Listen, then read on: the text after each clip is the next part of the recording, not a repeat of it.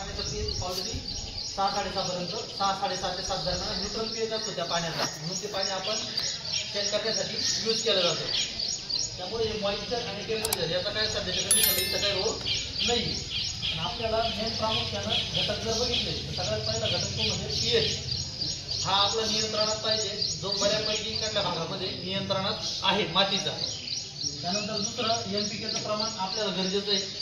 त्यानंतर electric conductivity म्हणजे जे विद्युत वाहक आपण जे म्हणतो, म्हणजे मातीमधून ज्या काही गोष्टी प्रकाश संश्लेषण क्रिया या चांगल्या पद्धतीने व्हायला पाहिजे, ते होत नाही. कारण जमिनी आज चिवट बनून गेल्या आपल्या, बरोबर, केमिकल्समुळे जास्तीत जास्त केमिकल जातं. आता बरेचसे लोक एनपीके टाकतात जमिनीमध्ये, पण कुठले खतं टाकतो आपण, जे आवश्यक आहे ते टाकतो का अतिरिक्त टाकतो, बरोबर ना. जिथं टाकायला पाहिजे 2 गोण्या, पण तिथं टाकल्या किती जात्या, 4 गोण्या.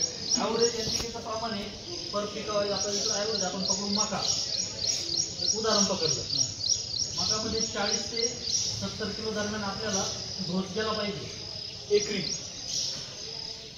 50 किलोची बॅग असते, आपण 10-20 जरी पकडलं, 10-20 मध्ये काय असतं, 10% नत्र, 20% पुरस आणि 26% पलाश. या 3 गोष्टी या 3 पिके डिवाइड केलेल्या असतात, बरोबर. पण आता जमिनीमध्ये ऑलरेडी जर बघायला गेलं, कार्बन आणि नत्र याचा रेशो काय आहे, 1:20 म्हणजे काय, जर आपल्या जमिनीमध्ये ऑर्गेनिक कार्बन म्हणजे सेंद्रिय कर्ब आज एकाही जमिनीमध्ये इकडं 1% वर आम्हाला सापडला नाही. सगळ्या जमिनीमध्ये इथं जर चेक केलं तुम्ही, सॉइल ऑर्गेनिक कार्बन 0.19% येतं फक्त, जो कमीत कमी आपल्याला 1% तरी पाहिजे पीक उत्कृष्ट येण्यासाठी. पण आज तेवढा राहिला नाही. पूर्वी जे ॲव्हरेज निघायचं ते आज निघत नाही. चांगल्या गोण्या टाकून बी आणि डबल टिबल डोस देऊन बी ते ॲव्हरेज निघत नाही. त्यासाठी हा ऑर्गेनिक कार्बन कमीत कमी आपला 1% पाहिजे. आणि 1% जर ऑर्गेनिक कार्बन असेल त्याला रेशो आहे 20%चा, बरोबर. म्हणजे 1:20 असा रेशो आहे. म्हणजे 20% तुमच्या जमिनीमध्ये नत्राचं प्रमाण हे राहिलं पाहिजे. पण आज नत्र किती जात आहे, पीक थोडं आपल्याला पिवळं पडायला दिसलं, आपण काय लगेच टाकतो युरिया, बरोबर. युरिया टाकला 7-8 दिवसात, दुसऱ्या दिवशी लगेच त्याला काढू की लगेच सजलवान दिसतं. भले ते 10 दिवसानं पिवळं पडायला परत, त्याची काय घेणं देणं नाही. पण 2-4 दिवसात त्याला फरक पडला पाहिजे, ही आपली मानसिकता असते. त्यामुळं काय आपला सगळ्या गोष्टी या गोष्टीकडे आपला सध्याचा फोकस आहे, त्याच्या गेल्या पाहिजे. आता जर काळी जमीन जर पकडली, काळी जमिनीमध्ये ह्या 2 गोष्टी जास्त महत्वाच्या आहेत. ऑलरेडी हे जे आहे पलाश हे सगळ्याच जमिनीमध्ये जास्त आहे. जेवढे आम्ही रिपोर्ट केले, 95% जमिनीमध्ये पलाशचं प्रमाण हे अति. तरी पण आपण ते खत जमिनीमध्ये टाकले जातं, पण ते पीक उचलू शकत नाही. कारण जेवढं तुम्ही टाकता त्याच्यातलं काही पर्सेंट खत हे जमिनीमध्ये कसं पडलेलं असतं. मग कधी कधी जमिनीवर पांढरं येतं बघा, म्हणजे क्षारचं प्रमाण जास्त होतं जमिनीमध्ये. जेवढं खत पिकाला लागू पडायला पाहिजे तेवढं पडत नाही. आता 10-26-26 उदाहरण जर घेतलं, किंवा 12-32-16 घ्या, महाजन घ्या, 15-15 घ्या, 19-19-19 घ्या, हे खत पिकाला लागायला 2-3 दिवसांना लागू पडतात. 2-3 दिवसानंतर त्याची प्रक्रिया चालू होती, 7-8 दिवसानंतर ते संपून जातात. पण उर्वरित औषध पडलेले हे जमिनीमध्ये आहे तसे साठवून राहतात. त्यामुळे काय झालं, या जमिनी क्षारवड झाल्या, जमिनी चिवट बनत गेल्या. ज्या जमिनी आज इथं दिलं सॉइल ईसी म्हणजे इलेक्ट्रिक कंडक्टिव्हिटी, ज्याला आपण म्हणतो वापसा कंडिशन. वापसाला किती जमिनी येते बरं, येते का आजच्या जमिनी वापसाला? पावसाळा जर सोडला, पावसाळ्यामध्ये काय लोक मोठं पाणी भरत नाही पिकाला, नाहीच पाऊस पडला तर पाणी भरतात. जास्त करून वरच्याच पाण्यावरती पिकं येऊन जातात. आणि इथून पुढला जो सीझन असतो, पुढल्या सीझनला तर पाणीच भरावं लागतं. वापसाला किती जमिनी येते, बरोबर ना. वापसाला यायच्या त्याला पाण्याचा डोस. म्हणजे काय होतं, कधी कधी मुळे आपल्या ज्या असतात ह्या अन्नद्रव्य काढून देऊ शकत नाही, आणि मुळे चकअप होऊन जातात, बरोबर का. वापसा नाही राहत खाली, त्यासाठी वापसाला जमिनी आल्या पाहिजे. मग त्यासाठी आता आम्ही काय रेशो करतो माहिती आहे का, ज्यावेळेस तुम्ही आता एनपीके टाका, आम्ही गुणत नाही, ती गरज आहे पिकाला, बरोबर. ते टाकलं पाहिजे, पण त्याचं प्रमाण हे लिमिटेशन मध्ये गेलं पाहिजे. कुठल्याही जमिनीला जास्त जर गेलं तर ते घातकच आहे. आज तुम्ही मला सांगा, एकरी किती गोण्या टाकता ॲव्हरेज सांगा, किंवा कुठल्या गोण्या. आता मकाचं उदाहरण बघू, 1 एकर मका आहे तुमची, 1 एकर मकाला जो डोस द्यायचा तुम्ही हा किती द्याचा, कुठल्या गोण्यात असता सहसा जास्त करून?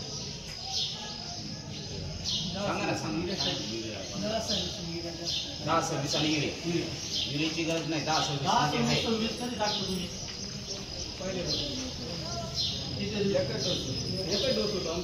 एकच डोस होतो. त्यानंतर एखादा आळीचा मिळतं मारलं, लष्करी आळीचा तर तो मारता. लष्करी आळीचं येते का नाही? 100% ती लावायची आणि खाजरे लावल्यानंतर तो भाग वेगळा आहे. 10-26 वापरता आणि काय वापरता, युरिया वापरता. बरोबर. ऑलरेडी 10-26 मध्ये जागायची तुमच्या नंतर जातच, तरी पण युरियाची गरज काय पडते बरं?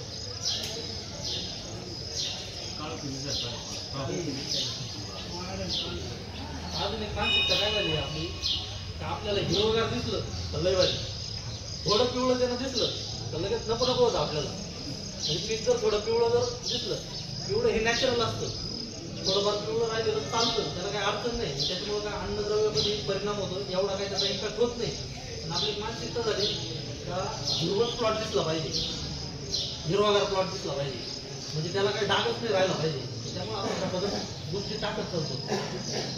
आता एनपीकेचं प्रमाण हे जर जिथं समजा आता तुम्ही 2 गोण्या टाकता, आपण रेशो काय करतो, तुम्ही 1च गोणी टाका.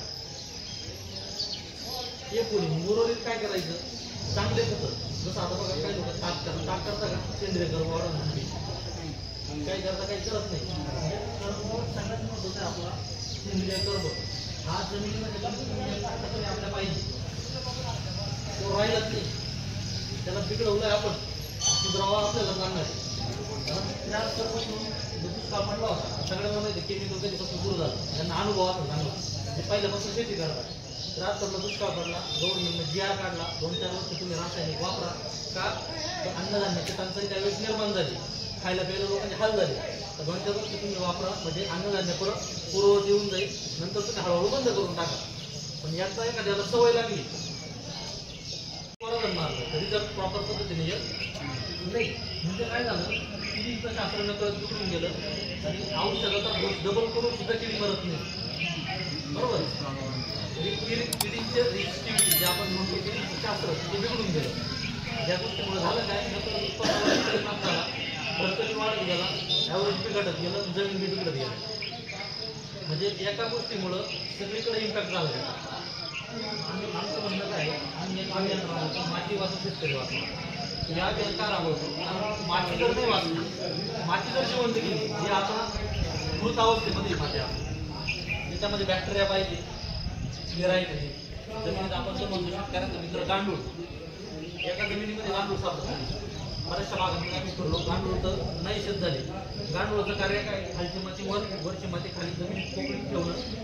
पूर्वी नांगर त्या बैला नेवायच्या, बैल इझिली ओढायचे, 2 बैल ओढायचे, नंतर 4 बैल लावून ओढावं लागायचे. नंतर त्या जमिनी बैलाला ओढावला तर ट्रॅक्टर आले. आता अशी सिच्युएशन आहे, ट्रॅक्टरनं सुद्धा जमिनी ओढत नाही. म्हणजे एवढ्या जमिनी टणक बनवून गेल्या, एवढ्या हार्ड झाल्या जमिनी, एवढ्या क्षार झाल्या त्या जमिनीमध्ये. तिला जर सुधारायचं असं तर चांगल्या गोष्टी जमिनीमध्ये गेल्या पाहिजे. आम्ही म्हणत तुम्हाला डायरेक्ट 100% आमचंच वापरा, बदला, 100% रासायनिक बंद करा. उदाहरण तुम्हाला काय दिलं हे, कारण डायरेक्टली बंद करू शकत नाही आपण, कोणीच डायरेक्ट बंद करू शकत नाही. जो 2 पेतो ना त्याला सांगतो 1 पी, जो 1 पेतो ना अर्धी पी, जो अर्धी पेतो त्याला सांगू शकतो त्याच्या अर्धी पी, आणि हळूहळू ती बंद होईल. या काही सवय कुठली बंद होणार नाही. केमिकलची जमिनीला सवय लागलेली ती घेतलं का पिकाला इन्स्टंट भेटलं पाहिजे, तेवढं पुरतं उत्पन्न निघतं, परत जमीन खायचं तर पण परत पुढच्या पिकाला नवीन डोस, हे चक्र सारखं चालू आहे आपलं, हे काय बदलत नाही. आता तुम्ही शेणखत टाकता तरी जमिनीमध्ये, शेणखतामधून तुम्ही काय भेटतं बरं, सेंद्रिय कर्म वाढायला मदत होईल. डायरेक्ट सेंद्रिय कर्म वाढतो त्याला नाही. जनावरांना पण खायला काय चारा आहे, जे आपण खातोय तो चारा दुसरा जो असेल दुसऱ्या स्वरूपात सुद्धा जनावरांना जातो. पण त्या चाऱ्यावरती जे आपण केमिकलवर टाकतो ना, दुसरं काय टाकतो त्याला, माझे कधी जनावर बी केमिकल खातं. म्हणजे मागच्या 40 वर्षापासून ज्या गोष्टी बिघडल्या त्या कुठंतरी आता पूर्ववत आणणं गरजेचं आहे आपल्याला. जे आपण म्हणतो 7-12 जमिनी सगळ्यांचे बरोबर आहे ना, पण जी जमीन मागच्या 30 वर्षापूर्वी 7-12 येतेच तिथे, पण आत्ता जर बघितलं तर ती 7-12 आहे, पण खायला कशी नाही. बरोबर आहे तुम्हाला मुद्दे पटताय का? माझ प्रवचन नका तुम्ही थोडं म्हणजे तुम्ही या गोष्टीचं थोडं सहमत आहे का? कारण काय आहे, ज्या गोष्टी आपण तिथे लावल्या ना त्या गोष्टी सुधारावं पण आपल्याला लागणार आहे. नाही तर इथून पुढच्या पिढीला आपल्या हातातून जमिनी तर जातील पण पौष्टिक जाणार नाही. जे पूर्वी लोकांचं आयुष्य 100 वर्ष लोक जगायचे, आजचे लोक 100 वर्ष जगू शकत नाही. जगला नाही तर गेला, अशी परिस्थिती झालेली आहे. लहान पोरांना गल्ली बोळामध्ये मेडिकल आहे, चालता बोलता. पूर्वी 2-4 गावात म्हणून एक हॉस्पिटल राहायचे, ते बी सरकारी. ते जाऊन लोक उपचार घ्यायचे, काढा घ्यायचे, काही नाही 2-4 दिवसांनी लोक निलवून जायचे. त्यानंतर जखम झाली, हळद लावली तर माती लावून पूर्वी लावायची, त्यांना कव्हर होऊन जायचे. पण आता हळद मध्ये नको, बँडेजवर आले, त्यानंतर मलम आले. म्हणजे लोक ॲडव्हान्स गोष्टीकडे जास्त घुसत गेले, ज्या गोष्टीतून व्हायला पाहिजे. कारण आता कळून गेलं तर हळद लावून उपयोग नाही, कारण हळद बी केमिकल आहे, त्यामुळे ते हळदीनं बरं वाढणार नाही. मातीमध्ये घटक नाही राहिले, त्यामुळे ते बॅक्टेरिया बी बरं करणार नाही. पण त्यासाठी आपल्याला माती जिवंत करणं गरजेचं आहे. त्यामुळं काय करायचं, तुम्ही आज तुम्ही जो 100% खर्च केमिकल करताय बरोबर, याच्यातला 50% खर्च चांगल्या गोष्टीवरती करा. खर्च कुठे बी होणार आहे तुमचा, खर्च ठरलेला आहे, खर्च कुठे होणार आहे. पण 50% गोष्टीवरती, चांगल्या गोष्टीवरती खर्च केलेला कधी पण चांगला. आता चांगल्या गोष्टीवरती खर्च म्हणजे नेमका करायचा कुठं खर्च, बरोबर. जिथं आज तुम्ही 4 गोण्या टाकताय तिथं आम्ही सांगतो तुम्हाला 2 गोण्या टाकायच्या, बरोबर. 2 गोण्या टाका, प्रमाण कमी करा. उर्वरित जे खत वापरणार आहे तुम्ही हे चांगलं वापरा, त्याच्यामुळे जमीन कुठंतरी हळूहळू सुधारते, एकाची सुधारणार नाही. जर तुम्ही जमिनीत चांगल्या गोष्टी केल्या, तसं आता काही गोष्टी आता प्रोडक्टवरती तुम्ही बोलणार थोडं 2-5 मिनिटं तुम्हाला प्रोडक्ट बी समजून, जे प्रोडक्ट नेमके काय करते प्रोडक्टवर नंतर येईल. पण पहिलं हे समजणं गरजेचं आपल्या जमिनीत कमी काय आहे आणि आपल्याला जास्त काय पाहिजे काय. पीएच बऱ्यापैकी आहे सगळ्यांची इकडं 6.5 मध्ये मोस्ट ऑफ सगळ्यांच्या रिपोर्टमध्ये आलेली तेवढी पीएच. फक्त हा जास्त खालावलाय. मला फक्त एकच रिपोर्ट भेटला, तो मी काढला नाही दुसऱ्या भागात, त्याच्यामध्ये 1.707 एवढा ऑर्गॅनिक कार्बन सापडला. बाकी जेवढे रिपोर्ट आम्ही सॅम्पल चेक केले त्या दिवशी एका रिपोर्टमध्ये आम्हाला 1% वर ऑर्गॅनिक कार्बन सापडला नाही. 0.30, 0.35, 0.20 त्याच्या हाताची. त्यामुळे ही अवस्था आहे आपली. त्यामुळे काय होतं, खर्च वाढत चालले, ॲव्हरेज घटत चाललं, नकळत आपण काय होतो कर्जाच्या पाठीमागे लागतो. 4 गोण्या टाकल्या, भले उत्पन्न नाही निघालं तर तुम्हाला तो खर्च द्यायला चुकणार आहे का? द्यावाच लागणार आहे ना दुकानदाराचा, कुठून ना कुठून आले. त्यासाठी तो खर्च जर चांगल्या गोष्टीवर झाला, शेणखत टाका तुम्ही, पण त्याला पुजून टाकता का डायरेक्ट टाकता? डायरेक्ट टाकता, कुकडनं तो भरलं का डायरेक्ट?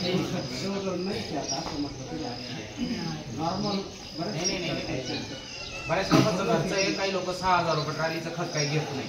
ते बी अर्ध आहे ना शेणखत आहे ना, वाळलेलं असतं, पुजलेलं कोणतं नसतं, त्याच्यात एक कचरा टाकून विकणार. त्याच्यामुळे ओरिजिनल नाहीच आहे काही. किती वापरतो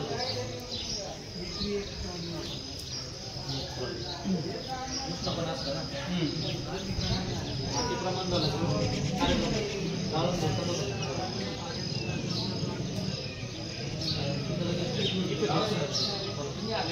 रिपोर्ट दिला. या रिपोर्टमध्ये आम्हाला 10 सर्व्हिस लागायची, कशी काय आणायची सांगतो मी. आता बघा तुम्हाला 10 सर्व्हिस, आता मकाला उदाहरण मकाला तुम्हाला 10 सर्व्हिस 12-16 हजार वापरू शकतात. पण तिथं तुम्ही 2 गोण्या वापरताय, तिथं एकच वापरा. एकच वापरणार मग 2 एकराला आणा, अर्धे काढून घ्यावं, अर्धे वापरा, अर्धे दुसऱ्या पिकाला वापरा. मग उर्वरित काय टाकायचं, बरोबर. ज्यावेळी जमीन पडेल तेव्हा आपल्याला अपटेक करणं गरजेचं आहे पाहिजे. कारण मागच्या 20 वर्षापासून लागेल तेवढं पडेल त्या जमिनीमध्ये, ते पहिलं अपटेक झालं पाहिजे. ते अपटेक होत नाही, जमिनी हालचाल होत नाही जमिनीची. भले तुम्ही नांगरते करता, सगळ्या गोष्टी करता, पण जमिनीमध्ये घुसलेलं आहे आपला, ते पहिलं वर काढलं पाहिजे आपल्याला. ते वर काढण्यासाठी सगळ्यात पहिलं वापरलं पाहिजे तुम्ही सॉइल टेस्ट करावं. आता याच्यामध्ये काय आहे, हे तुमचं EC असेल, OC असेल आणि pH असेल. EC म्हणजे इलेक्ट्रिक कंडक्टिव्हिटी, ऑक्सा कंडिशन आलं पाहिजे. दुसरं ऑर्गॅनिक कार्बन जमिनीमधला वाढला पाहिजे आणि तिसरं जमिनीचा pH नियंत्रणात राहिला पाहिजे. तिन्ही गोष्टी करतात. त्याच्यामध्ये आपण अजून दिलं ॲडिशनल मायक्रोरायझर, ज्याच्यामुळे ज्यावेळेस जमिनीमध्ये एकरी 1 किलो डोस येतात, हे ज्यावेळेस तुमच्या जमिनीमध्ये जाणार, तर जमिनीमध्ये गेल्यानंतर मुळ्यांच्या भोवती असलेली जी बुरशी असेल ते पहिले ते खायला चालू करतात आणि जास्तीत जास्त मुळ्या स्प्रेड करायला मदत करतं. म्हणजे मूळ संख्या जास्त वाढवतं. कारण जास्तीत जास्त जर मुळं असेल, म्हणजे खोड जर मजबूत असेल तर वर चांगल्या गोष्टी येणार. हे पहिल्या जमिनीच्या गोष्टी नियंत्रणात आणायचं काम करतं. त्यातल्या त्यात जर तुम्ही रेग्युलर वापरत गेले जमिनीला आता हळूहळू 2, 3, 6, 7 महिन्यानंतर जमिनीमध्ये हळूहळू गांडूळ तयार व्हायला पण मदत होते. डायरेक्ट तयार करणे पण मदत होते. ज्यावेळेस आपण गांडूळ खत वगैरे टाकतो तर त्याला चालना भेटून जाते. ओके, हे याला